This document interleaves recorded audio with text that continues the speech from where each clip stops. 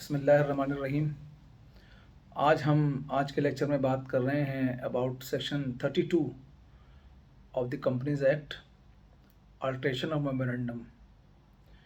कि जब कोई कंपनी अपने किसी मेमोरेंडम के किसी क्लॉज में या मेमोरेंडम ऑफ एसोसिएशन में उसको अल्ट्रेशन की ज़रूरत पड़ती है तो किन चीज़ों की वजह से उसको ज़रूरत पड़ती है, क्या काम एक कंपनी करेगी को उसको अल्ट्रेशन की ज़रूरत पड़ेगी। सबसे पहली बात तो ये कि अगर आपको अल्ट्रेशन करना हो मेमोरेंडम में तो स्पेशल रेजोल्यूशन पास करना पड़ेगा। यानी कि आप सबसे पहले स्पेशल रेजोल्यूशन पास करेंगे। स्पेशल रेजोल्यूशन को हम पहले ही अपने लेक्चर्स में डिस्कस कर चुके हैं। उसके लिए 2/3 3/4 यानी 75% मेजॉरिटी चाहिए होती है।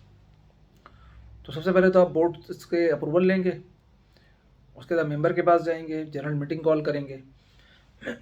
अगर एजीएम है तो आप उस पर भी स्पेशल रेजोल्यूशन के लिए एक अदर आइटम में एजेंडा रख सकते हैं। अगर कंपनी की एजीएम नहीं है तो आपको extra ordinary general meeting call करनी पड़ेगी मेंबर्स की, और वहाँ से स्पेशल रेजोल्यूशन पास करना पड़ेगा उस अल्ट्रेशन के हवाले से। अब अल्ट्रेशन होती किन बुनियाद पर है? फॉर एग्जाम्पल, अगर एक कंपनी है वो अपने रजिस्टर्ड ऑफिस को एक प्रोविंस से दूसरे प्रोविंस में ले जाना चाहती है, या इस्लामाबाद कैपिटल टेरिटरी में ले जाना चाहती है, या वाइस वर्सा हो, यानी इस्लामाबाद कैपिटल टेरिटरी से किसी प्रोविंस में ले जाना चाहती हो, तो आर्टिकल की ज़रूरत पड़ेगी। इसलिए रजिस्टर्ड ऑफिस क्लॉज के अंदर आपको अल्ट्रेशन करना पड़ेगा। तो पहली कंडीशन ये हो गई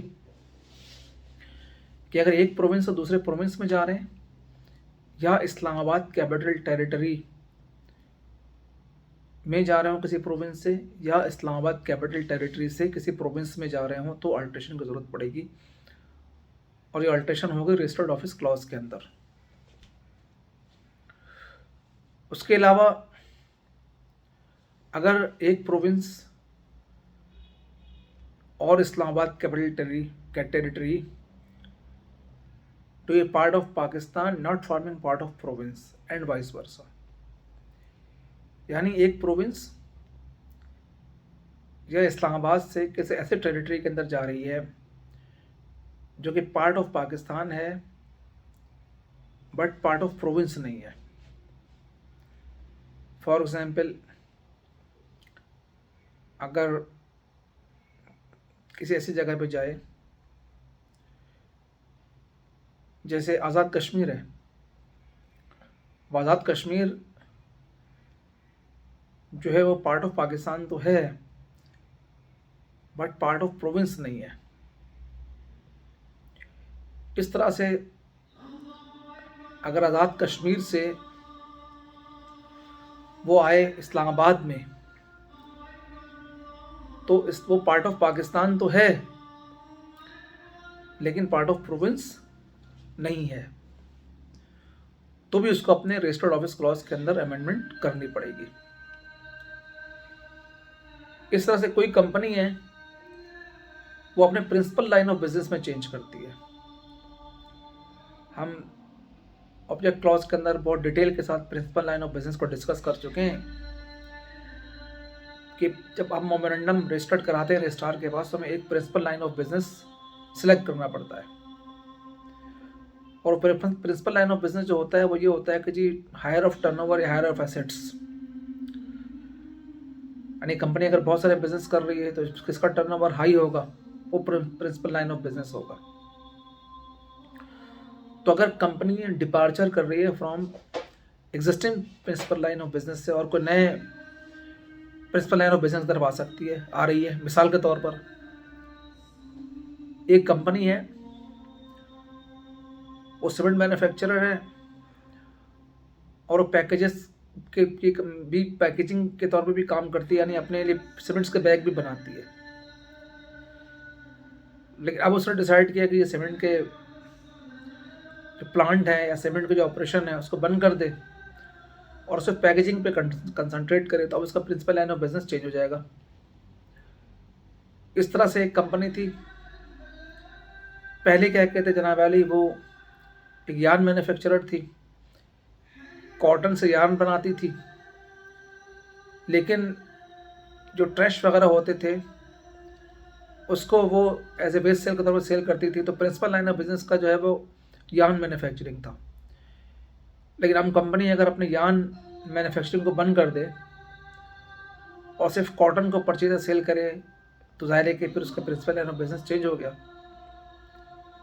इस तरह से अडॉप्ट एनी बिजनेस एक्टिविटी और any changes there in which is subject to licence, registration, permission और approval of under any other law. एक कंपनी को ऐसा काम करना चाहती है कि जिसको करने के लिए किसी लाइसेंस की रिक्वायरमेंट है, तो भी कंपनी को अपने मेमोरेंडम में चेंज करना पड़ेगा। मिसाल के तौर पर एक जनरल कंपनी थी, इन्वेस्टमेंट करती थी और एसेट मैनेजमेंट के तौर पर, म्यूचुअल फंड के तौर पर रजिस्टर्ड थी। अब उसने डिसाइड किया कि जब वो दूसरी इंश्योरेंस कंपनी में इन्वेस्ट करती है तो क्यों ना खुद ही एक इंश्योरेंस कंपनी बना ले। तो अब अगर अपने एग्जिस्टिंग डोमेन के अंदर वो एग्जिस्टिंग कंपनी के अंदर अगर वो काम करना चाहे तो उसके नाम को भी चेंज करना पड़ेगा और उसको अपने ऑब्जेक्ट क्लॉज के अंदर भी चेंज करना पड़ेगा, यानी प्रिंसिपल लाइन ऑफ बिजनेस को भी क्या कहते हैं चेंज करना पड़ेगा। तो ऐसी सूरत हाल के अंदर भी कंपनी को मेमोरेंडम में आल्टर करना पड़ेगा। अब ये तमाम एक्टिविटी जो हम पहले डिस्कस कर चुके हैं कि ये एक प्रोविंस से दूसरे प्रोविंस में आ रहे हैं, part of Pakistan not forming का पार्ट ऑफ प्रोविंस है, या change of principal line of business है, या ऐसी एक्टिविटी करना चाहते हैं जो सब्जेक्ट टू लाइसेंस हो, registration, permission, approval under any law हो। बैंकिंग कंपनी बनाना चाहते हैं, उसके लिए स्टेट बैंक से अप्रूवल चाहिए। इंश्योरेंस कंपनी बनाना चाहते हैं, SSCB से चाहिए। कोई स्पेशलाइज कंपनीज बनाना चाहते हैं, NBFC की, SSCB से अप्रूवल चाहिए। तो जहाँ लाइसेंसिंग की रिक्वायरमेंट है, तो अगर ऐसी कोई कंपनी क्या कहते हैं बनाना चाहते हैं तो उसके लिए भी उसको अल्ट्रेशन करना पड़ेगा। लेकिन अल्ट्रेशन जो है उस वक्त इफेक्ट नहीं होगी जब तक कि वो कमीशन के बिफोर प्लेस ना कर दिया और कमीशन ने उसको पिटिशन करने के बाद कंफर्म ना कर दिया हो। यानी कमीशन ने पहले अपने अल्ट्रेशन को सब्जेक्ट किया, कमीशन हेयरिंग कॉल करेगा, हेयरिंग करने के बाद आपके सुनेगा आपको, अगर किसी को ऑब्जेक्ट है तो उसको भी सुनेगा और फिर कंफर्म कर देगा ठीक है भाई चेंज करना चाहते हैं, तो फिर आपको चेंज इफेक्ट होगी। यानी आप मेमोरेंडम में उस वक्त तक अल्ट्रेशन नहीं कर सकते जब तक कि उसको कमीशन कंफर्म ना कर दे। उसके बाद provided that an alteration as to change its principal line of business shall not require confirmation by the commission. अगर सिर्फ प्रिंसिपल लाइन ऑफ बिजनेस के अंदर चेंज है तो कमीशन की अप्रूवल की जरूरत नहीं है। यानी ऊपर की जो तमाम एक्टिविटी है, इसमें चेंज ऑफ रजिस्टर्ड ऑफिस है और चीज़ें हैं, लाइसेंसिंग की जहाँ रिक्वायरमेंट है वहाँ पे जो कि आप चेंज करना चाहते हैं, वो सब आपको क्या कहते हैं उसके लिए कमीशन से अप्रूवल लेने की ज़रूरत है। लेकिन प्रोविजो मौजूद है सबसेक्शन 2 में कि जी अगर चेंज है प्रिंसिपल लाइन ऑफ बिजनेस के अंदर तो वो कमीशन की अप्रूवल की ज़रूरत नहीं है। बहरहाल जिन चीज़ों में कमीशन के कन्फर्मेशन की ज़रूरत है वहाँ पे पहले कमीशन जो है वो कन्फर्मेशन के ऑर्डर इशू करेगा। उस ऑर्डर की सर्टिफाइड कॉपी जो है वो कंपनी फॉरवर्ड करेगी रजिस्ट्रार को within 7 days from the date of the order. यानी जहाँ जहाँ अल्ट्रेशन ऑफ मेमोरेंडम के लिए कमीशन की कन्फर्मेशन ज़रूरी है, कमीशन बाय पिटीशन उसको कंफर्म करेगा। उसके बाद जो कंपनी अल्ट्रेशन करवा रही है उसके जो जिम्मेदार होंगे उनके लिए ज़रूरी होगा कि उस ऑर्डर को जो कमीशन ने कंफर्म किया है 7 दिन के अंदर अंदर जो है वो रजिस्ट्रार के पास भेजें उसको रजिस्ट्रेशन के लिए।